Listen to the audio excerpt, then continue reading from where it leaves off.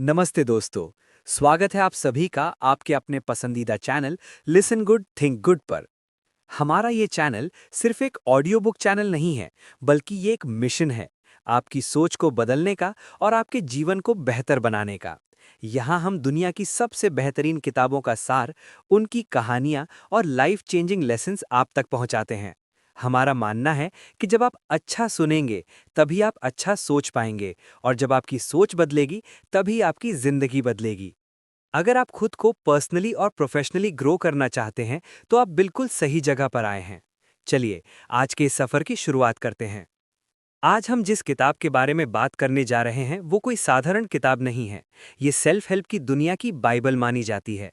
इसका नाम है the 7 habits of highly effective people. अक्सर हम सफलता पाने के लिए शॉर्टकट ढूंढते हैं, लेकिन ये किताब हमें सिखाती है कि असली सफलता चरित्र से आती है, ना कि सिर्फ बाहरी व्यक्तित्व से। चाहे आप एक स्टूडेंट हो, बिजनेसमैन हो या एक हाउसवाइफ, ये 7 आदतें आपको एक औसत इंसान से उठाकर एक हाईली इफेक्टिव इंसान बना सकती हैं। ये किताब आपको सिखाएगी कि कैसे आप अपनी समस्याओं पर काबू पाकर अपनी किस्मत खुद लिख सकते हैं। इस महान किताब को लिखा है डॉक्टर स्टीफन आर कवी ने। स्टीफन कवी एक महान शिक्षक, लेखक, संगठनात्मक सलाहकार और वक्ता थे। उन्हें दुनिया के सबसे प्रभावशाली व्यक्तियों में से एक माना जाता था। उन्होंने हार्वर्ड यूनिवर्सिटी से एमबीए किया और ब्रिघम यंग यूनिवर्सिटी से डॉक्टरेट की डिग्री प्राप्त की।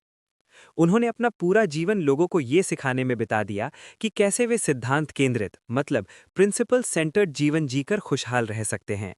7 हैबिट्स उनकी सबसे प्रसिद्ध किताब है, जिसकी 4 करोड़ से भी ज्यादा कॉपियां 40 से अधिक भाषाओं में बिक चुकी हैं। टाइम मैगजीन ने उन्हें 25 मोस्ट इन्फ्लुएंशियल अमेरिकन्स में जगह दी थी। दोस्तों, क्या आपने कभी सोचा है कि ऐसा क्यों होता है कि दो लोग एक ही माहौल में पैदा होते हैं, एक जैसी शिक्षा पाते हैं, लेकिन एक इंसान सफलता की ऊंचाइयों को छू लेता है और दूसरा पूरी जिंदगी संघर्ष ही करता रह जाता है? क्या ये किस्मत का खेल है, या कोई गुप्त मंत्र? जवाब न तो किस्मत में है और न ही जादू में। जवाब छिपा है उन 7 आदतों में, जिन्हें दुनिया के सबसे अमीर और प्रभावशाली लोग फॉलो करते हैं। आज इस वीडियो में मैं आपको लिसन गुड थिंक गुड पर एक ऐसी यात्रा पर ले जाने वाला हूं, जहां आप जानेंगे कि कैसे एक छोटी सी सोच आपके पूरे व्यक्तित्व को बदल सकती है। क्या आप जानते हैं कि एक ऐसी आदत भी है जिसे अगर आपने आज सुधार लिया, तो आपके आधे से ज्यादा झगड़े खत्म हो जाएंगे? या एक ऐसी आदत जो आपके 24 घंटों को 48 घंटों जैसा कीमती बना सकती है? स्टीफन कवी की ये किताब सिर्फ पन्ने नहीं है, ये एक सफलता का नक्शा है। अगर आज आपने इन 7 आदतों को गहराई से समझ लिया, तो मैं वादा करता हूं कि इस वीडियो के खत्म होने तक आप वो इंसान नहीं रहेंगे जो आप अभी हैं। तो चलिए, अपने दिमाग के दरवाजे खोल लीजिए, क्योंकि अब हम उस गहरे राज को अनलॉक करने जा रहे हैं जो सफल और अति सफल लोगों के बीच की दीवार को गिरा देता है। आदत 1, प्रोएक्टिव बने, बी प्रोएक्टिव। चलिए, प्रोएक्टिव होने के सिद्धांत को आपके और मेरे जैसे आम इंसान की रोजमर्रा की जिंदगी के एक बेहद करीबी उदाहरण से समझते हैं। इसे ध्यान से सुनिएगा, क्योंकि शायद ये कल आपके साथ भी हुआ हो। कल्पना कीजिए, सोमवार की सुबह है। आपने रात में ही तय किया था कि आज आप ऑफिस जल्दी पहुंचकर अपना वो पेंडिंग प्रोजेक्ट खत्म कर देंगे। आप पूरे जोश के साथ तैयार होते हैं, कार की चाबी उठाते हैं और जैसे ही सड़क पर निकलते हैं, धम! सामने गाड़ियों की एक लंबी कतार है, एक बहुत बड़ा ट्रैफिक जैम। मिनट बीत रहे हैं और आपकी गाड़ी टस से मस नहीं हो रही। अब यहाँ दो तरह के लोग जन्म लेते हैं। पहला है रिएक्टिव इंसान। उसका पारा चढ़ने लगता है। वो अपनी स्टीयरिंग व्हील पर हाथ मारता है, सामने वाली गाड़ी को कोसता है, शहर के ट्रैफिक सिस्टम को गालियां देता है और भगवान से शिकायत करता है कि हमेशा मेरे साथ ही क्यों होता है। ऑफिस पहुंचते पहुंचते उसका ब्लड प्रेशर बढ़ चुका है। वो अंदर कदम रखते ही अपने जूनियर पर चिल्लाता है। कॉफी कड़वी लगती है और उसका पूरा दिन बर्बाद हो जाता है। उसने अपनी खुशी का रिमोट कंट्रोल उस ट्रैफिक जैम को दे दिया, यानी वो उस परिस्थिति का गुलाम बन गया। लेकिन अब देखिए एक प्रोएक्टिव इंसान को। वो भी उसी जैम में फंसा है, उसे भी देर हो रही है, लेकिन वो स्टीयरिंग पर हाथ नहीं मारता। वो एक गहरी सांस लेता है और खुद से कहता है, ठीक है, ट्रैफिक मेरे कंट्रोल में नहीं, मतलब सर्कल ऑफ कंसर्न, लेकिन इस वक्त का इस्तेमाल करना मेरे हाथ में है, मतलब सर्कल ऑफ इन्फ्लुएंस। वो तुरंत अपना फोन उठाता है, ब्लूटूथ कनेक्ट करता है और लिसन गुड थिंक गुड पर कोई ऑडियो बुक या कोई मोटिवेशनल पॉडकास्ट लगा देता है। या फिर वो अपनी कार में ही किसी क्लाइंट से बात करके मीटिंग तय कर लेता है। जब वो 1 घंटे बाद ऑफिस पहुंचता है तो वो चिढ़ा हुआ नहीं होता, बल्कि वो मुस्कुरा रहा होता है, क्योंकि उसने उस 1 घंटे में कुछ नया सीखा है या अपना कोई काम निपटा लिया है। दोस्तों, ट्रैफिक दोनों के लिए एक जैसा था, फर्क था तो सिर्फ उनके चॉइस में। प्रोएक्टिव होने का असली मतलब यही है कि आपके साथ क्या होता है वो मायने नहीं रखता। मायने ये रखता है कि आप उस होने वाली घटना को रिस्पॉन्स कैसे देते हैं। रिएक्टिव लोग कहते हैं मैं मजबूर हूं, और प्रोएक्टिव लोग कहते हैं मेरे पास विकल्प है। अगली बार जब जिंदगी आपके सामने कोई ट्रैफिक जैम खड़ा करे या और कोई समस्या आए, तो याद रखिएगा कि रिमोट कंट्रोल आपके हाथ में है। आप दुखी होकर दिन बर्बाद करना चाहते हैं या उस स्थिति को एक अवसर में बदलना चाहते हैं, चुनाव आपका है। चलिए, अब बढ़ते हैं दूसरी सबसे शक्तिशाली आदत की ओर। ये आदत आपके जीवन को एक दिशा और मकसद देने वाली है। आदत 2। अंत को ध्यान में रखकर शुरुआत करें। Begin with the and in mind. दोस्तों, पहली आदत ने हमें सिखाया कि गाड़ी का स्टीयरिंग हमारे हाथ में है, लेकिन दूसरी आदत हमें ये बताती है कि गाड़ी को लेकर जाना कहाँ है। कल्पना कीजिए कि आप एक घने जंगल में फंसे हैं। आप अपनी कुल्हाड़ी लेकर बहुत मेहनत से झाड़ियां काट रहे हैं, रास्ता बना रहे हैं, पसीना बहा रहे हैं। आप बहुत इफेक्टिव लग रहे हैं, लेकिन तभी कोई पेड़ पर चढ़कर ऊपर से देखता है और चिल्लाता है, अरे भाई, हम गलत जंगल में हैं। यही होता है जब हम बिना किसी लक्ष्य के मेहनत करते हैं। हम व्यस्त तो बहुत हैं, लेकिन हम कहीं पहुंच नहीं रहे। स्टीफन कवी इस आदत को समझाने के लिए एक ऐसा प्रयोग बताते हैं जो आपकी रूह कपा देगा, लेकिन आपकी आंखें खोल देगा। कल्पना कीजिए कि आप एक अंतिम संस्कार मतलब फ्यूनरल में जा रहे हैं। आप देखते हैं कि वहां बहुत भीड़ है, लोग दुखी हैं। आप धीरे धीरे ताबूत यानी कॉफिन के पास पहुंचते हैं, और जब अंदर झांकते हैं तो आप हैरान रह जाते हैं, वहां तो आप खुद लेटे हुए हैं। ये आपका अपना अंतिम संस्कार है। अब जरा सोचिए, वहां मौजूद लोग आपके बारे में क्या कह रहे हैं। आपके बच्चे आपको कैसे याद कर रहे हैं। आपका जीवन साथी आपके बारे में क्या कह रहा है। आपके कॉलीग्स आपके काम के बारे में क्या बोल रहे हैं। अब खुद से कड़वा सवाल पूछिए, जो बातें आप आज उनके मुंह से सुनना चाहते हैं, क्या आप आज वैसा ही जीवन जी रहे हैं। अगर आप चाहते हैं कि लोग कहें कि आप एक दयालु इंसान थे, तो क्या आज आप दयालुता दिखा रहे हैं। अगर आप चाहते हैं कि लोग कहें कि आपने दुनिया बदली, तो क्या आज आप सिर्फ पैसे के पीछे भाग रहे हैं या वाकई कुछ बड़ा कर रहे हैं। स्टीफन कवी कहते हैं कि दुनिया में हर चीज का निर्माण 2 बार होता है। पहली बार दिमाग में, जिसे मेंटल क्रिएशन कहते हैं, जैसे घर बनने से पहले उसका नक्शा कागज और दिमाग में बनता है। और दूसरी बार हकीकत में, जिसे फिजिकल क्रिएशन कहते हैं, जैसे जब ईंट और पत्थर से घर खड़ा किया जाता है। अगर आप अपने जीवन का प्लान खुद नहीं बनाएंगे, तो आप दूसरों के बनाए नक्शे पर चलने को मजबूर हो जाएंगे। आप किसी और के सपनों को पूरा करने में अपनी जिंदगी बिता देंगे। इस आदत को अपनाने का सबसे बेहतरीन तरीका है अपना एक मिशन स्टेटमेंट लिखना। ये आपके जीवन का संविधान मतलब कॉन्स्टिट्यूशन है। जैसे एक देश अपने नियमों पर चलता है, वैसे ही आपके अपने नियम होने चाहिए। जैसे, मैं हमेशा सच बोलूंगा चाहे परिस्थिति कैसी भी हो। मैं अपने परिवार को अपने काम से ऊपर रखूंगा। मैं हर दिन कुछ नया सीखूंगा। जब आपके पास ये एंड गोल साफ होता है, तो जिंदगी के छोटे मोटे उतार चढ़ाव आपको विचलित नहीं कर पाते। आप हर सुबह एक मकसद के साथ उठते हैं। इसे एक छोटे से उदाहरण से समझते हैं। 2 दोस्त एक ही कंपनी में काम शुरू करते हैं। पहला दोस्त बस काम करता है ताकि उसे सैलरी मिले और वो वीकेंड पर पार्टी कर सके। उसके पास कोई एंड गोल नहीं है। दूसरा दोस्त, उसने अंत को ध्यान में रखा है। उसका लक्ष्य है 5 साल बाद अपनी खुद की कंपनी शुरू करना। आज दोनों एक ही डेस्क पर बैठे हैं, एक जैसा काम कर रहे हैं, लेकिन दूसरे दोस्त का हर ईमेल लिखना, हर मीटिंग अटेंड करना उसे कुछ सिखा रहा है। जब मुश्किलें आती हैं तो पहला दोस्त चिढ़ जाता है, लेकिन दूसरा दोस्त मुस्कुराता है, क्योंकि उसे पता है कि ये मुश्किल उसे उसके एंड गोल के लिए तैयार कर रही है। याद रखिए, अगर आपको पता नहीं कि आपको कहाँ जाना है, तो आप कहीं नहीं पहुंच पाएंगे। लेकिन दोस्तों, सिर्फ लक्ष्य बनाना काफी नहीं है। असली चुनौती तब आती है जब हमें ये चुनना पड़ता है कि आज क्या करें और कल क्या। यहीं काम आती है आदत number 3, put first things first. क्या आप तैयार हैं ये जानने के लिए कि दुनिया के सबसे सफल लोग अपने 24 घंटों को कैसे मैनेज करते हैं। अब हम कदम रख रहे हैं उस आदत की ओर जिसे पर्सनल मैनेजमेंट की नींव कहा जाता है। पहली 2 आदतों ने हमें मानसिक रूप से तैयार किया, अब तीसरी आदत हमें एक्शन लेना सिखाएगी। आदत 3, प्राथमिकता तय करें। Put first things first. दोस्तों, हमने अपना नजरिया बदल लिया, हमने अपना लक्ष्य भी तय कर लिया, लेकिन अब सवाल आता है टाइम मैनेजमेंट का। हम अक्सर शिकायत करते हैं कि मेरे पास समय नहीं है, लेकिन क्या वाकई समय की कमी है या कमी प्रायोरिटी यानी प्राथमिकता की है? स्टीफन कवी कहते हैं कि सफल लोग अपना समय मैनेज नहीं करते, वे खुद को मैनेज करते हैं। इसे एक मशहूर कहानी से समझते हैं। एक प्रोफेसर अपनी क्लास में खाली कांच का जार लेकर आए। सबसे पहले उन्होंने उस जार में बड़े बड़े पत्थर भरे और पूछा, क्या ये भर गया? छात्रों ने कहा हाँ। फिर उन्होंने उसी जार में जहां पहले से बड़े पत्थर डाले हुए थे, वहीं छोटे छोटे कंकड़ डाले, जो बड़े पत्थरों के बीच की जगह में समा गए।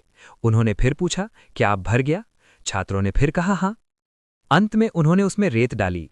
उस रेत ने उसी बड़े और छोटे छोटे पत्थरों के बीच जो कुछ बची कुची जगह थी, वो भी भर दी। इस कहानी से हमने क्या सीखा? कि अगर आप जार में पहले रेत भर देते तो बड़े पत्थरों के लिए जगह ही नहीं बचती। हमारी जिंदगी भी ऐसी ही है। बड़े पत्थर आपके सबसे जरूरी काम है, जैसे परिवार, स्वास्थ्य, बड़े लक्ष्य। कंकड़ और रेत वो छोटे मोटे बेकार काम हैं, जैसे सोशल मीडिया, फालतू गपशप।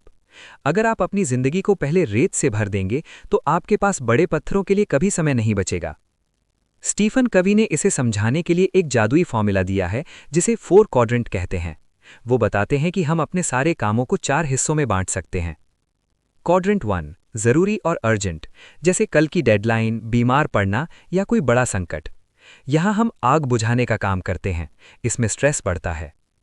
क्वाड्रेंट 3 अर्जेंट लेकिन जरूरी नहीं, जैसे अचानक किसी का फोन आना, फालतू की मीटिंग्स या दूसरों के काम।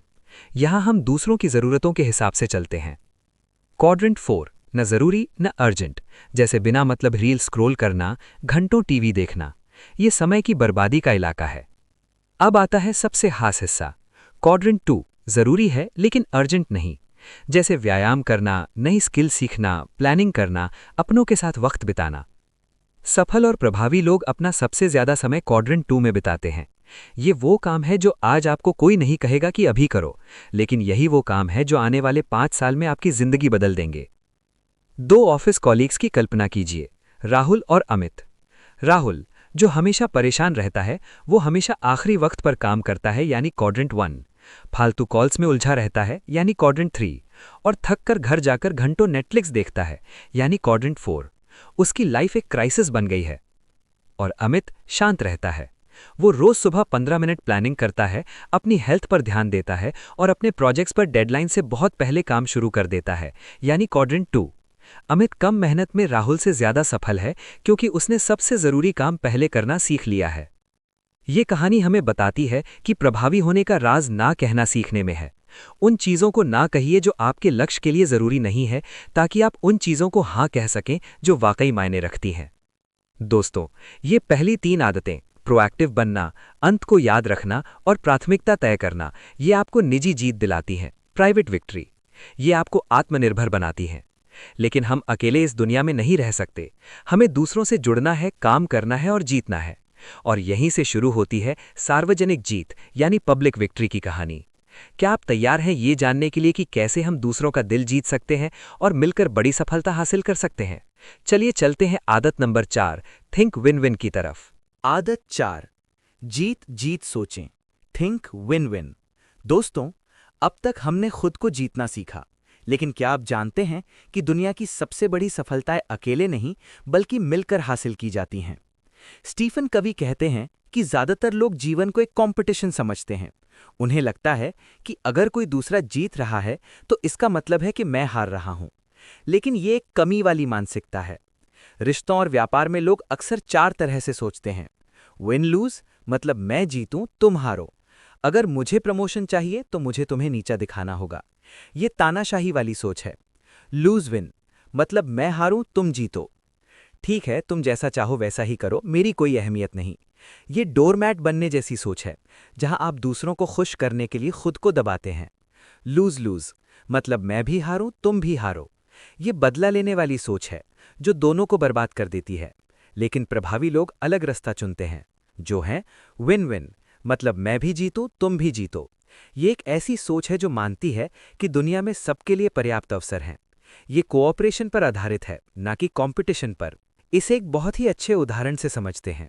घर में सिर्फ एक संतरा बचा था और दो बहनें उसके लिए बुरी तरह लड़ रही थीं, क्योंकि दोनों को पूरा संतरा चाहिए था। अंत में उन्होंने कॉम्प्रोमाइज़ किया और संतरे को आधा-आधा काट लिया। पहली बहन ने अपना आधा हिस्सा लिया, संतरा खाया और छिलका फेंक दिया। दूसरी बहन ने अपना आधा हिस्सा लिया, अंदर का फल फेंक दिया और छिलके का इस्तेमाल केक बनाने के लिए किया। क्या आपने देखा, अगर उन्होंने एक दूसरे से बात की होती, उनकी ज़रूरतों को समझा होता, तो एक को पूरा फल मिल सकता था और दूसरी को पूरा छिलका। इसे कहते हैं विन विन अवसर को गवा देना। कॉम्प्रोमाइज़ अक्सर विन विन नहीं होता, क्योंकि उसमें दोनों को कुछ ना कुछ खोना पड़ता है। विन विन में दोनों की ज़रूरतें पूरी होती हैं। कल्पना कीजिए, एक कंपनी का बॉस और उसका कर्मचारी। पहली सिचुएशन है विन लूज बॉस, जिसमें बॉस हमेशा अपने कर्मचारी पर दबाव डालता है, उसे कम पैसे देता है और ज़्यादा काम करवाता है। इसका नतीजा क्या होगा? कर्मचारी नौकरी छोड़ देता है या मन लगाकर काम नहीं करता, जिससे क्या हुआ? बॉस की हार हुई। दूसरी सिचुएशन है विन विन बॉस, जिसमें बॉस कर्मचारी से पूछता है, तुम्हें क्या चाहिए जिससे तुम बेहतर काम कर सको? कर्मचारी कहता है, मुझे काम में थोड़ी फ्लेक्सिबिलिटी चाहिए। बॉस उसे आज़ादी देता है और बदले में कर्मचारी बॉस को दुगना रिजल्ट देता है, जिससे कंपनी बढ़ती है और कर्मचारी भी खुश रहता है। यही है असली जीत। स्टीफन कवी एक बहुत ही शक्तिशाली विचार देते हैं, विन विन और नो डील। अगर हम ऐसा समाधान नहीं निकाल पा रहे जिसमें हम दोनों का फायदा हो, तो बेहतर है कि हम उस वक्त कोई डील ही ना करें। इससे कम से कम हमारे रिश्ते खराब नहीं होंगे और भविष्य में साथ काम करने के दरवाजे खुले रहेंगे। याद रखिए, आप अकेले तेज दौड़ सकते हैं, लेकिन दूर तक जाने के लिए आपको लोगों के साथ की जरूरत होगी। लेकिन दोस्तों, विन विन सोचने के लिए एक बहुत बड़ी काबिलियत की जरूरत होती है। वो काबिलियत है दूसरों को गहराई से समझना। अक्सर हम लोगों की बात इसलिए सुनते हैं ताकि हम उन्हें जवाब दे सकें, इसलिए नहीं कि हम उन्हें समझ सकें। और यहीं से शुरू होती है दुनिया की सबसे असरदार बातचीत की कला, यानी आदत नंबर 5। क्या आप तैयार हैं ये सीखने के लिए कि किसी के भी दिल की बात कैसे जानी जाती है?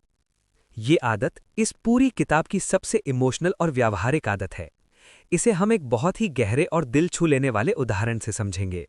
आदत 5, पहले दूसरों को समझें, फिर अपनी बात कहें। Seek first to understand, then to be understood. दोस्तों, क्या आपके साथ कभी ऐसा हुआ है कि आप किसी को अपनी कोई बड़ी समस्या बता रहे हों और वो इंसान आपकी बात पूरी होने से पहले ही कह दे, अरे मैं समझ गया, मेरे साथ भी ऐसा ही हुआ था, तुम बस एक काम करो। कैसा महसूस होता है आपको? आपको लगता है कि उसने शायद आपकी बात सुनी ही नहीं। स्टीफन कवी कहते हैं कि ज्यादातर लोग समझने के लिए नहीं सुनते, बल्कि जवाब देने के लिए सुनते हैं। वे या तो अपनी सलाह तैयार कर रहे होते हैं या फिर अपनी कोई कहानी सुनाने का मौका ढूंढ रहे होते हैं। कल्पना कीजिए, आप एक आंखों के डॉक्टर के पास जाते हैं और कहते हैं कि आपको धुंधला दिखाई दे रहा है। डॉक्टर बिना आपकी आंखें चेक किए अपना खुद का चश्मा उतारकर आपको दे देता है और कहता है, लो इसे पहन लो, ये मेरे लिए पिछले 10 साल से बहुत अच्छा काम कर रहा है, तुम्हें भी इससे साफ दिखेगा। आप चश्मा पहनते हैं, लेकिन आपको और भी धुंधला दिखने लगता है। आप कहते हैं, डॉक्टर मुझे कुछ नहीं दिख रहा। डॉक्टर नाराज हो जाता है और कहता है, क्या बात कर रहे हो, मुझे तो बहुत साफ दिख रहा है, तुम थोड़ी और कोशिश करो, पॉजिटिव सोचो। क्या आप उस डॉक्टर के पास दोबारा जाएंगे? कभी नहीं, क्योंकि उसने डायग्नोज करने से पहले ही प्रिस्क्रिप्शन दे दिया। यही हम अपने रिश्तों में करते हैं। हम सामने वाले की तकलीफ समझे बिना ही उसे अपनी सलाह का चश्मा पहनाने की कोशिश करते हैं। डॉक्टर कवि यहाँ एम्पैथेटिक लिसनिंग की बात करते हैं। इसका मतलब है सामने वाले की आंखों से दुनिया को देखना, उसके नज़रिए को समझना और महसूस करना कि वो कैसा फील कर रहा है। ये सिर्फ शब्दों को सुनना नहीं है, ये शब्दों के पीछे छिपे एहसास को सुनना है। इसे एक घर के उदाहरण से समझते हैं। जब एक बेटा अपने पिता के पास आता है और कहता है, पापा मैं स्कूल छोड़ना चाहता हूँ, पढ़ाई बेकार है। एक जवाब देने वाला रिएक्टिव पिता कहेगा, क्या बकवास कर रहे हो, हमने तुम्हारी फीस के लिए कितनी मेहनत की है, तुम्हें अंदाजा भी है, जाओ जाकर पढ़ाई करो। यहाँ संवाद खत्म हो गया, बेटा अब कभी दिल की बात नहीं कहेगा। एक समझने वाला मतलब हैबिट 5 वाला पिता कहेगा, बेटा तुम स्कूल से परेशान लग रहे हो, क्या तुम मुझे बताना चाहोगे कि तुम्हें ऐसा क्यों लग रहा है कि पढ़ाई बेकार है? जब पिता ने उसे समझा, तब धीरे धीरे असली वजह बताएगा, पापा मुझे पढ़ाई से दिक्कत नहीं है, दरअसल स्कूल में कुछ लड़के मेरा मजाक उड़ाते हैं और मुझे वहां डर लगता है। देखा आपने, असली समस्या पढ़ाई नहीं थी, बुलिंग थी। अगर पिता पहले सुनने की कोशिश ना करते तो वे कभी असली समस्या तक नहीं पहुंच पाते। प्रभावित करने के लिए समझना जरूरी है। जब आप किसी को गहराई से सुनते हैं तो आप उसे साइकोलॉजिकल एयर देते हैं। जैसे बिना ऑक्सीजन के हम तड़पने लगते हैं, वैसे ही बिना समझे जाने के इंसान का मन तड़पता है। एक बार जब सामने वाले को लगता है कि आपने उसे समझ लिया है, तो उसका डिफेंस गिर जाता है और वो आपकी बात सुनने के लिए तैयार हो जाता है। इससे हमने सीखा कि अगर आप चाहते हैं कि लोग आपकी बात सुने और माने, तो पहले उन्हें ये महसूस कराइए कि आपने उन्हें समझ लिया है। दोस्तों, जब दो लोग एक दूसरे को गहराई से समझने लगते हैं, मतलब हैबिट 5, और दोनों की सोच विन विन मतलब हैबिट 4 होती है, तब एक चमत्कार होता है। उसे स्टीफन कवी कहते हैं सिनर्जी। क्या आप जानते हैं कि कैसे एक और एक मिलकर दो नहीं बल्कि 11 बन सकते हैं? चलिए चलते हैं आदत नंबर 6 की ओर। यह आदत इस पूरी किताब का मैजिक है। आदत 6 हमें सिखाती है कि कैसे डिफरेंसेस को कमजोरी नहीं बल्कि ताकत बनाया जाता है। आदत 6, तालमेल बिठाएं, सिनर्जाइज। दोस्तों, अब हम उस आदत पर पहुंच गए हैं जिसे स्टीफन कवी ऊंचे स्तर की गतिविधि कहते हैं। ये आदत है सिनर्जी यानी तालमेल बिठाना। सरल शब्दों में कहें तो सिनर्जी का मतलब यह है कि पूरा उसके हिस्सों के जोड़ से कहीं ज्यादा बड़ा होता है। यानी जब एक और एक मिलकर दो नहीं बल्कि 11 या उससे भी ज्यादा की शक्ति पैदा करते हैं। प्रकृति का एक अद्भुत उदाहरण है गीज पक्षियों की उड़ान। आपने आसमान में पक्षियों को वी शेप में उड़ते देखा होगा। क्या आप जानते हैं वे ऐसा क्यों करते हैं? जब हर पक्षी अपने पंख फड़फड़ाता है, तो वो अपने पीछे वाले पक्षी के लिए हवा का दबाव कम कर देता है, मतलब अपलिफ्ट पैदा करता है। इस तालमेल की वजह से पूरी टीम अकेले उड़ने वाले पक्षी की तुलना में 71% ज्यादा दूरी तय कर पाती है। इतना ही नहीं, जब आगे वाला लीडर पक्षी थक जाता है, तो वो पीछे चला जाता है और दूसरा पक्षी उसकी जगह ले लेता है। वे एक दूसरे का हौसला बढ़ाने के लिए आवाजें भी निकालते हैं। अगर हम एक दूसरे के साथ सिनर्जी में काम करें, तो हम वो लक्ष्य हासिल कर सकते हैं जो अकेले हमारे लिए नामुमकिन है। ज्यादातर लोग अपने से अलग सोचने वालों को गलत मानते हैं, लेकिन सिनर्जी कहती है कि अगर दो लोगों की राय बिल्कुल एक जैसी है, तो उनमें से एक की कोई जरूरत नहीं है। कल्पना कीजिए, आप एक पेंटिंग बना रहे हैं। अगर आपके पास सिर्फ लाल रंग है, तो पेंटिंग एक जैसी दिखेगी। लेकिन जब लाल, नीला, पीला और हरा रंग एक साथ मिलते हैं, तभी एक शानदार मास्टरपीस तैयार होता है। समझो एक घर में दो कर्मचारी हैं, आर्यन और सारा। आर्यन बहुत क्रिएटिव है, उसके पास हजारों नए आइडियाज हैं, लेकिन वो डिटेल्स और प्लानिंग में कच्चा है। सारा बहुत ही प्रैक्टिकल और ऑर्गेनाइज्ड है, उसे फालतू की बातें पसंद नहीं। अगर ये दोनों रिएक्टिव होंगे तो हमेशा लड़ेंगे। आर्यन कहेगा कि सारा बहुत बोरिंग है और सारा कहेगी कि आर्यन हवा में बातें करता है। लेकिन अगर वे सिनर्जी का इस्तेमाल करें तो क्या होगा? आर्यन शानदार आइडियाज देगा और सारा उन आइडियाज को एक बेहतरीन बिजनेस प्लान में बदल देगी। साथ मिलकर वे एक ऐसा प्रोजेक्ट खड़ा करेंगे जो कोई अकेला कभी नहीं कर पाता। इसे ही कहते हैं सहयोग की शक्ति यानी सिनर्जी। सिनर्जी तब पैदा होती है जब आप आदत 4 और 5 को मिला देते हैं। जब आप किसी से बहस में हो, तो ये ना कहें कि तुम गलत हो, बल्कि ये कहें, अच्छा तुम मुझसे अलग सोच रहे हो, मुझे ये समझने में मदद करो कि तुम ऐसा क्यों देख रहे हो। जब आप दूसरों के नजरिए को अपनी ताकत बना लेते हैं, तो समाधान के ऐसे रास्ते खुलते हैं जो पहले किसी को नहीं दिख रहे थे। लेकिन दोस्तों, इन 6 आदतों को निभाने के लिए आपको अपनी सबसे कीमती मशीन को ठीक रखना होगा। वो मशीन जो इन सारी आदतों को चलाती है, यानी आप खुद। अगर एक लकड़हारा दिन भर लकड़ियां काटता रहे और अपनी कुल्हाड़ी को धार ना दे, तो क्या होगा? चलिए जानते हैं इस किताब की सबसे आखिरी और सबसे जरूरी आदत में। आदत नंबर 7, शार्पन द सॉ, आरी की धार तेज करें। क्या आप अपनी जिंदगी की आरी को धार देने के लिए तैयार हैं? अब हम आ चुके हैं इस किताब की सबसे महत्वपूर्ण और आखिरी आदत पर, जो बाकी की 6 आदतों को मुमकिन बनाती है। ये आदत आपके पूरे जीवन को रिन्यू यानी तरोताजा करने के बारे में है।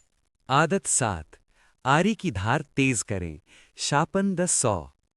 कल्पना कीजिए, आप जंगल में टहल रहे हैं और आपकी नज़र एक लकड़हारे पर पड़ती है। वो बड़ी मेहनत से एक पेड़ को काटने की कोशिश कर रहा है। वो पसीने से लथपथ है और बहुत थका हुआ लग रहा है। आप उसके पास जाकर पूछते हैं, भाई तुम कितनी देर से ये पेड़ काट रहे हो? वो जवाब देता है, करीब 5 घंटों से। मैं बहुत थक गया हूँ, ये काम बहुत मुश्किल है। आप उसे गौर से देखते हैं और एक सलाह देते हैं, क्यों ना तुम कुछ मिनट रुककर अपनी इस आरी की धार तेज कर लो, इससे तुम्हारा पेड़ बहुत जल्दी कट जाएगा। लकड़हारा चिढ़कर जवाब देता है, मेरे पास आरी की धार तेज करने का समय नहीं है, मैं पेड़ काटने में बहुत व्यस्त हूं। थोड़ा रुकें और गहराई से बोलें, क्या ये सुनकर आपको हंसी आई? लेकिन सच तो ये है कि हम भी अपनी ज़िंदगी में अक्सर यही करते हैं। हम काम करने में इतने व्यस्त हैं कि हम उस मशीन यानी खुद पर काम करना भूल जाते हैं जो उस काम को कर रही है। स्टीफन कवी कहते हैं कि हमें खुद को 4 स्तरों पर हर दिन शार्प करना चाहिए। शारीरिक यानी फिजिकल, इसमें अच्छा खाना, पर्याप्त नींद और नियमित व्यायाम शामिल है। अगर आपका शरीर साथ नहीं देगा तो आपके बड़े सपने धरे के धरे रह जाएंगे। मानसिक यानी मेंटल, इसमें पढ़ना, लिखना और नई स्किल्स सीखना शामिल है। जैसे आप अभी ये वीडियो देख रहे हैं, आप अपने दिमाग की धार तेज कर रहे हैं। टीवी और फालतू की रील से दूर रहकर कुछ अच्छा सीखना मानसिक शार्पनेस है। सामाजिक यानी इमोशनल, इसका मतलब है दूसरों के साथ अच्छे रिश्ते बनाना, दूसरों की मदद करना और अपनी भावनाओं को समझना। ये हमें सुकून देता है। आध्यात्मिक यानी स्पिरिचुअल, इसका मतलब धार्मिक होना नहीं है, बल्कि अपनी आत्मा के करीब जाना है। मेडिटेशन, प्रार्थना या प्रकृति में समय बिताना, ये आपको आपके जीवन के असली मकसद से जोड़े रखता है। 2 लोगों की कल्पना कीजिए। पहला व्यक्ति सप्ताह के 7 दिन 12-12 घंटे काम करता है। वो न ठीक से खाता है, न परिवार को समय देता है और न ही कुछ नया सीखता है। कुछ महीनों बाद वो बर्नआउट हो जाता है, बीमार पड़ता है और उसकी तरक्की रुक जाती है। दूसरा व्यक्ति भी मेहनत करता है, लेकिन वो रोज सुबह 1 घंटा खुद को देता है, एक्सरसाइज करता है, मेडिटेशन करता है और कोई अच्छी किताब पढ़ता है। वो सप्ताह में 1 दिन पूरी तरह ब्रेक लेकर अपनों के साथ वक्त बिताता है। नतीजा, दूसरा व्यक्ति न केवल ज्यादा खुश है, बल्कि उसकी काम करने की क्षमता पहले व्यक्ति से कई गुना ज्यादा है। उसने अपनी आरी की धार तेज रखी है, इसलिए वो कम समय में बड़े पेड़ काट लेता है। तो दोस्तों, ये थी स्टीफन कवी की वो 7 आदतें जो एक साधारण इंसान और एक सफल इंसान के बीच का अंतर होती हैं। प्रोएक्टिव बने, मतलब रिमोट कंट्रोल अपने हाथ में लें। अंत को ध्यान में रखें, मतलब अपना लक्ष्य साफ रखें। प्राथमिकता तय करें, मतलब जरूरी काम पहले करें। जीत जीत सोचें, मतलब सबका फायदा सोचें। पहले समझें, मतलब गहराई से सुनना सीखें। तालमेल बिठाएं, मतलब टीम वर्क की शक्ति पहचानें। धार तेज करें, मतलब खुद पर काम करना कभी न छोड़ें। ये आदतें कोई ऐसी चीज नहीं है जिसे आप एक दिन करेंगे और भूल जाएंगे। ये जीवन जीने का एक तरीका है। हमें उम्मीद है कि लिसन गुड थिंक गुड का ये सफर आपकी सोच में एक सकारात्मक बदलाव लेकर आया होगा। याद रखिए, अच्छी सोच ही अच्छे जीवन की शुरुआत है। अगर आपको इस वीडियो से कुछ भी नया सीखने को मिला हो तो इसे लाइक करें और उन लोगों के साथ शेयर करें जिनकी आप परवाह करते हैं। और हाँ, हमारे चैनल को सब्सक्राइब करना ना भूलें ताकि आप ऐसी ही लाइफ चेंजिंग ऑडियो बुक सुनते रहें। कमेंट में लिखकर बताइए इनमें से कौन सी आदत आप आज से ही शुरू करने वाले हैं। मिलते हैं अगले वीडियो में एक नई कहानी और एक नई सोच के साथ। तब तक के लिए सुनते रहिए, सोचते रहिए और बढ़ते रहिए। धन्यवाद।